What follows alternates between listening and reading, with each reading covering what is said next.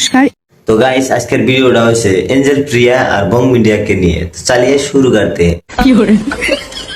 আপনারা জানেন আমার বউ প্রত্যেকদিন অন্য পুরুষের সাথে নাটাপাটা করে। না উজ্জ্বল, তা আগে জানি নাই, কিন্তু এখন ভালো করে জানি। বং মিডিয়া আছে যে দাদাটা আর অ্যাঞ্জেল পিয়া, ওরা তো কাপেল।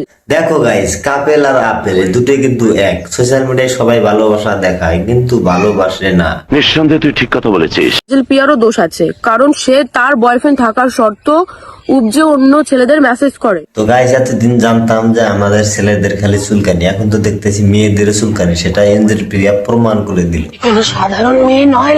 এঞ্জেল প্রিয়া, তোমার যে বয়ফ্রেন্ড থাকার সত্ত্বেও তুমি যে অন্য ছেলের সাথে যে মেসেজ করো, গুদ মারা দাও, তোমার কি লজ্জা করে না?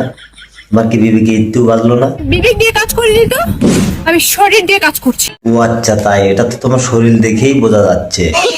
এঞ্জেল প্রিয়া দিদির সাথে আমার কিছু উল্টাপাল্টা চলছে বা কিছু জাস্ট নর্মালি ভাই বোন হিসেবে কথা বলেছি। আচ্ছা, তোমরা ভাই বোন হিসাবে কথা কইছাও, কিন্তু দিদি তো অন্যটা বলছে। আমরা ফ্রেন্ড হিসাবে কথা বলেছি। তো গাইস, একজনে কিন্তু কইতেছে যে ভাই বোন, একজনে কইতেছে ফ্রেন্ড। দিদি আমাকে ভাই ভাই করে কথা বললো, আমি ওকে বোন বোন করেও কথা বললাম। আমি ফ্রেন্ড হিসাবে ওর সাথে আমি কথা বলি। না মানে এখন আমি কার্ডটা বিশেষ করবো। একজনে কইতেছে বোন, একজনে কইতেছে ফ্রেন্ড। আমি তো এখনো আছি সিঙ্গেল।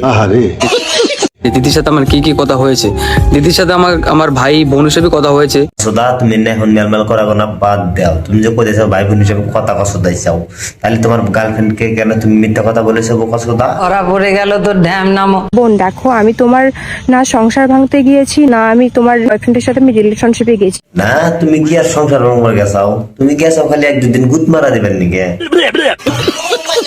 তো গাইস, ভিডিওটা এই পর্যন্ত। তো ভালো লাগলে অবশ্যই লাইক করুন, শেয়ার করুন, কি করেন জায়গা মতন কাটা মারবেন। তো বং মিডিয়া ভাই, তোমাকে আমি একটা শেষ মাস কথা বলবার চাই। এই ভিডিওটা আমি শুধু বানাইছি এন্টারটেনমেন্ট দেওয়ার জন্য, সিরিয়াসলি নিবা না।